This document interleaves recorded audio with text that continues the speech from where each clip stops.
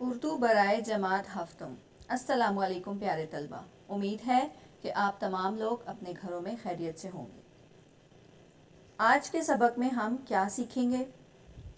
مضمون کا تعارف، دیہاتی اور شہری زندگی کا فرق، شہروں اور دیہاتوں کے انفرادی مسائل، دیہات سے شہروں کی طرف نقل مکانی کے اسباب، سبق میں موجود شعر کی تشریح اور بلند خوانی۔ سبق کے تعارف کی طرف آ جاتے ہیں۔ اس سبق میں ہم جانیں گے کہ دیہات اور شہر میں کیا فرق ہے، احمد گاؤں کیوں گیا تھا، احمد گاؤں جا کر کن باتوں پر حیران ہوا، احمد کو گاؤں کے بارے میں کیا نئی معلومات حاصل ہوئیں، احمد کے ابو، نانا جان، نانی جان، ماموں جان، ممانی جان اور حسن نے احمد کو گاؤں اور شہر کے بارے میں کیا کیا نئی باتیں بتائیں۔ کیا دیہات بھی شہروں کی طرح ترقی کر رہے ہیں؟ دیہات میں کن چیزوں کی ترقی نظر آ رہی ہے اور اس ساری بحث کا کیا نتیجہ نکلا؟ یہ سبق کا تعارف ہے۔ ان تمام سوالات کے جوابات ہمیں اس مضمون میں مل جائیں گے۔ اب ہم یہ دیکھتے ہیں کہ یہ سبق کس انداز میں لکھا گیا ہے۔ یہ سبق مکالمے کی صورت میں لکھا گیا ہے۔ مکالمہ کیا ہے؟ مکالمہ دو یا دو سے زیادہ افراد کے درمیان کسی خاص موضوع پر گفتگو کو کہا جاتا ہے، اور یہ سبق بنیادی طور پر ہمیں شہر اور دیہات کے بارے میں معلومات فراہم کر رہا ہے۔ شہر کیا ہے؟ شہر ایک بڑی آبادی کی وہ جگہ ہے جہاں زندگی گزارنے کی تمام جدید سہولیات بآسانی میسر ہوتی ہیں، لیکن شہر کی زندگی بہت حد تک مصنوعی ہوتی ہے۔ دیہات یا گاؤں کیا ہے؟ دیہات وہ جگہ ہے جہاں تمام جدید ترین سہولیات تو میسر نہیں ہوتی، لیکن قدرت کے حسین نظارے، صاف فضا اور خالص خوراک ضرور میسر ہوتی ہے۔ ہمارا آج کا سبق بھی دیہاتی اور شہری زندگی کی منظر نگاری کر رہا ہے۔ منظر نگاری کیا ہے؟ منظر نگاری کے ذریعے لکھنے والا الفاظ کے ذریعے مناظر کو پیش کرتا ہے، یعنی جب ہم ان الفاظ کو پڑھتے ہیں تو ہمارے تصور میں وہ سارا منظر جو ہے وہ سامنے ہمیں نظر آ جاتا ہے۔ اب ہم ایک ایک صفحے کی بلند خوانی کریں گے، اس کے ساتھ آپ کو نئے الفاظ کے معنی بھی بتائے جائیں گے، اور ہر صفحے کے آخر میں کچھ سوالات دیے جائیں گے جن کے جواب آپ نے خود تلاش کر کے لکھنے ہیں۔ اب آپ اپنی کتابوں کا صفحہ نمبر 11 کھولیں اور غور سے سنیں۔ بلند خوانی کرنے سے پہلے ہم خاص الفاظ اور ان کے معنی جان لیتے ہیں۔ پہلا لفظ ہے ہمارے پاس تعطیلات۔ تعطیلات کہا جاتا ہے چھٹیوں کو۔ ننیحال، نانا کا خاندان۔ دھان، چاول کی فصل کو کہا جاتا ہے۔ خوش آمدید کہنا، استقبال کرنا۔ اس صفحہ نمبر 11 کے اوپر آپ کو کچھ سوالات بھی دیے جا رہے ہیں جن کا جواب آپ خود تلاش کریں گے۔ سوالات کون سے ہیں؟ احمد اور اس کے گھر والے گاؤں کیوں آئے اور گاؤں کی فضا کیسی تھی؟ اب ہم صفحہ نمبر 11 کی بلند خوانی کرتے ہیں، آپ دھیان سے سنیے۔ احمد 7ویں جماعت میں پڑھتا ہے، وہ اپنے والدین کے ساتھ لاہور میں رہتا ہے، اس کی ننیحال گاؤں میں ہے۔ گرمیوں کی تعطیلات میں احمد، اس کا بھائی بلال اور ننھی بہن عائشہ اپنے والدین کے ساتھ گاؤں آئے۔ وہ گاؤں کے قریبی قصبے میں بس سے اترے۔ احمد کے ماموں جان نے ان کا استقبال کیا، وہ انہیں ٹانگے پر بٹھا کر گاؤں لے آئے۔ سڑک کے دونوں جانب دھان کے ہرے بھرے کھیت تھے۔ وہ گاؤں کی ہری بھری فضا دیکھ کر بہت خوش ہوئے۔ کچھ دیر بعد تانگا گاؤں کی حدود میں داخل ہوا۔ وہ تانگے سے اترے تو پورا محلہ ان کو گاؤں میں خوش آمدید کہنے کے لیے موجود تھا۔ احمد اور بلال اپنے ماموں زاد بھائی حسن کے ساتھ کھیتوں کی طرف چلے گئے۔ دھان کی فصل کو پانی دینے کے لیے ٹیوب ویل چل رہا تھا۔ وہ ٹیوب ویل سے نکلنے والے پانی میں نہائے، اب وہ تازہ دم ہو چکے تھے۔ اتنے میں مغرب کا وقت ہو گیا۔ اذان کی آواز سن کر انہوں نے مسجد کا رخ کیا۔ نماز سے فارغ ہو کر گھر پہنچے تو ممانی جان دسترخوان پر کھانا چن رہی تھی۔ تھوڑی دیر میں سب دسترخوان پر بیٹھ گئے۔ کھانا کھانے کے دوران میں بات چیت بھی ہوتی رہی۔ آئیے ہم بھی ان کی گفتگو سنتے ہیں۔ ہم نے صفحہ نمبر 11 کی بلند خوانی کر لی ہے، امید ہے کہ آپ کو سمجھ آ گئی ہوگی۔ اب ہم صفحہ نمبر 12 کے اوپر جائیں گے۔ صفحہ نمبر 12 کی بلند خوانی کرنے سے پہلے ہم خاص الفاظ جان لیتے ہیں اور ان کے معنی جان لیتے ہیں۔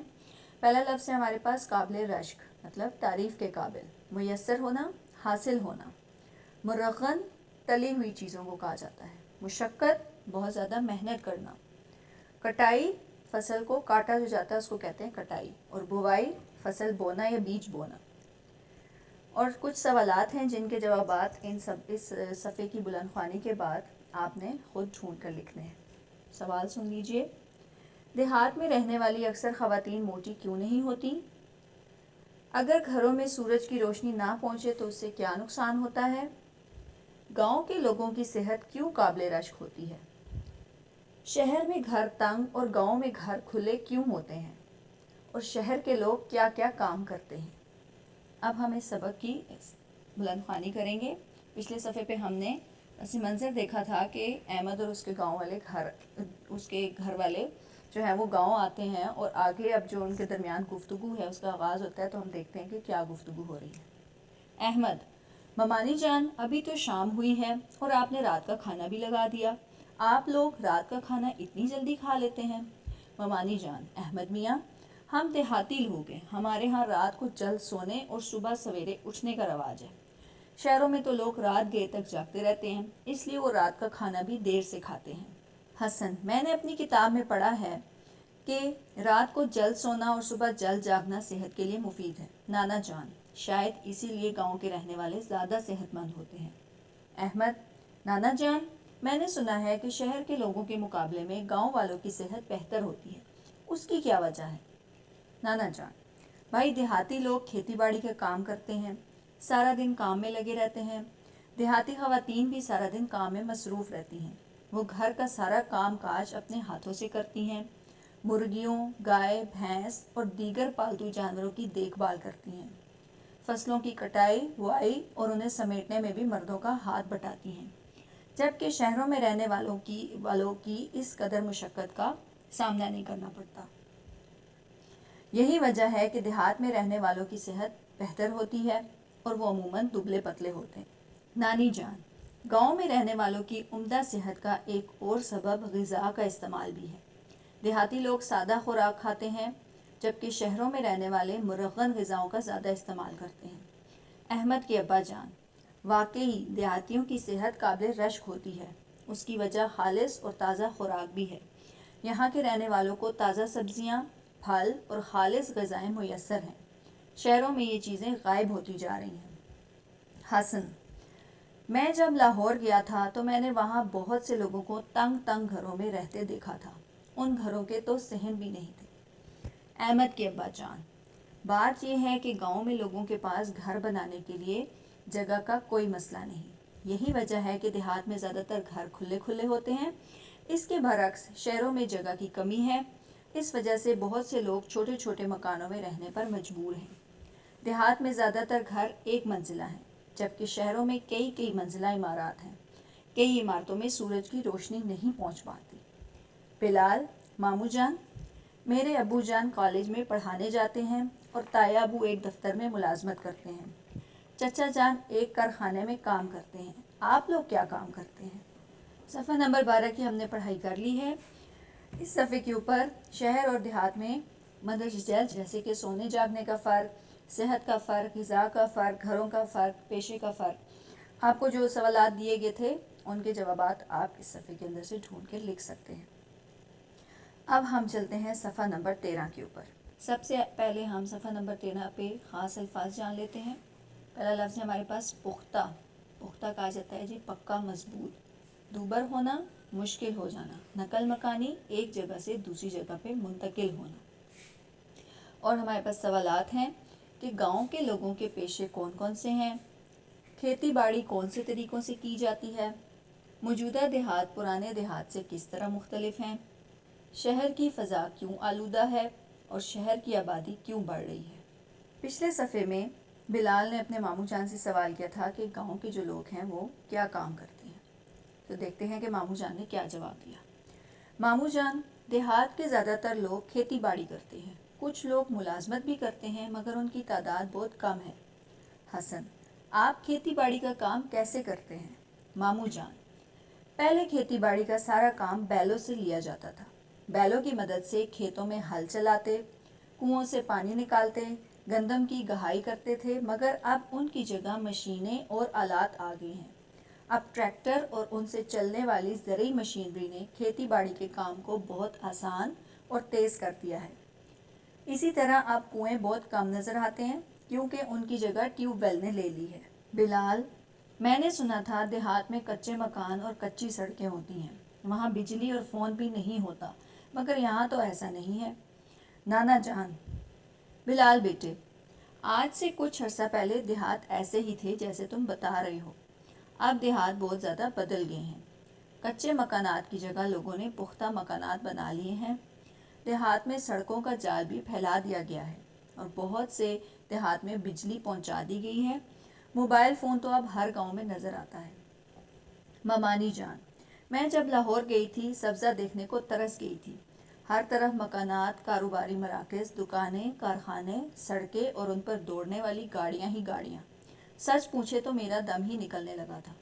ادھر ہمارے گھروں سے باہر نکلو تو جہاں تک نظر جاتی ہے ہرے بھرے لہلہاتے ہوئے کھیت ہی کھیت نظر آتے ہیں۔ نانی جان: میں بھی شہر جانے سے گھبراتی ہوں۔ سڑکوں پر گاڑیوں کی لمبی لمبی قطاریں دیکھ کر میرا بھی دل گھبرانے لگتا ہے۔ ان کے شور سے میرے تو سر میں درد شروع ہو جاتا ہے۔ دھواں فضا کو اس قدر آلودہ کر دیتا ہے کہ سانس لینا دوبر ہو جاتا ہے۔ میں شہر کے رہنے والوں کو داد دیتی ہوں، بھائی بڑا حوصلہ ہے ان لوگوں کا جو اس ماحول میں رہ رہے ہیں۔ احمد کے ابا جان: اصل میں شہروں کی آبادی میں بے تحاشا اضافہ ہوا ہے۔ پہلے دیہات میں 75% لوگ رہتے تھے۔ دیہات سے شہروں کی طرف نقل مکانی کے بڑھتے ہوئے رجحان کی وجہ سے اب 70% سے بھی کم لوگ دیہات میں رہ رہے ہیں۔ جب کسی جگہ لوگ زیادہ ہوں گے تو گاڑیاں اور شور بھی زیادہ ہوگا۔ حسن: پھپھا جان، لوگ دیہات سے شہروں میں کیوں جاتے ہیں؟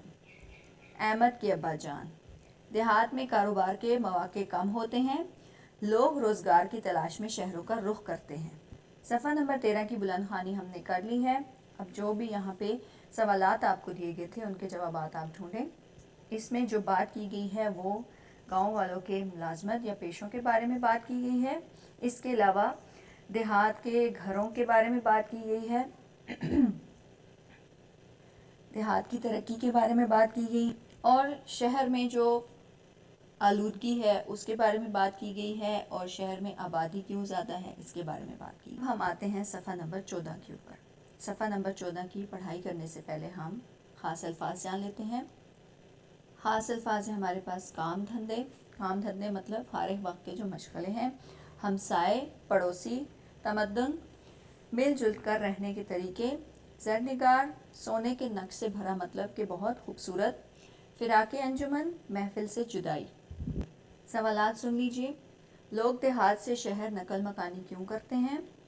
اس نقل مکانی کو کیسے روکا جا سکتا ہے؟ اور اس سبق سے آپ نے کیا نتیجہ نکالا؟ اب ہم اس سبق کی بلند خوانی کرتے ہیں۔ احمد کے ابا جان پچھلے صفحے پر بتا رہے تھے کہ دیہات کے لوگ شہر نقل مکانی کیوں کرتے ہیں، ٹھیک ہے؟ اسی بات کو آگے بڑھاتے ہیں۔ اس کے علاوہ شہروں کے مقابلے میں دیہات میں تعلیم اور صحت کی سہولتیں بھی کم ہیں۔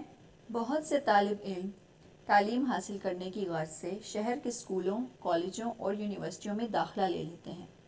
اسی طرح بہترین علاج معالجے کے لیے بھی لوگ شہروں میں جاتے ہیں۔ ان سب چیزوں سے شہروں کی آبادی بڑھتی چلی جا رہی ہے۔ حسن: ہمارا گاؤں زیادہ بڑا نہیں، ہر شخص دوسرے کو جانتا ہے۔ شہر تو بہت بڑا ہوتا ہے، وہاں تو سب کو جاننا بہت مشکل ہوتا ہے۔ احمد کی امی جان: بیٹا شہر تو انسانوں کے سمندر ہیں، وہاں کی زندگی بہت تیز ہے، لوگ اپنے اپنے کام دھندوں میں بری طرح الجھے ہوئے ہیں، بعض اوقات تو لوگ اپنے ہمسائے تک سے بے خبر ہوتے ہیں۔ حسن: اچھا پھپھا جان، یہ تو بڑی عجیب بات ہے۔ پتہ ہے پچھلے سال ہماری بھینس بیمار ہو گئی تھی، پورا گاؤں اس کے متعلق پوچھنے ہمارے گھر آیا تھا۔ نانا جان: بھائی دیہات کا اپنا رہن سہن ہے اور شہروں کا اپنا۔ دیہات کے اپنے فائدے ہیں اور شہروں کے اپنے۔ دیہات اور شہر دونوں ترقی کریں گے تو ہمارا پیارا وطن ترقی کرے گا۔ حکومت اگر دیہات میں تعلیم اور صحت کی بہتر سہولتیں مہیا کر دے، اسی طرح دیہات میں کارخانے لگا دیے جائیں تو کوئی آدمی گاؤں چھوڑ کر شہر کا رخ نہ کرے۔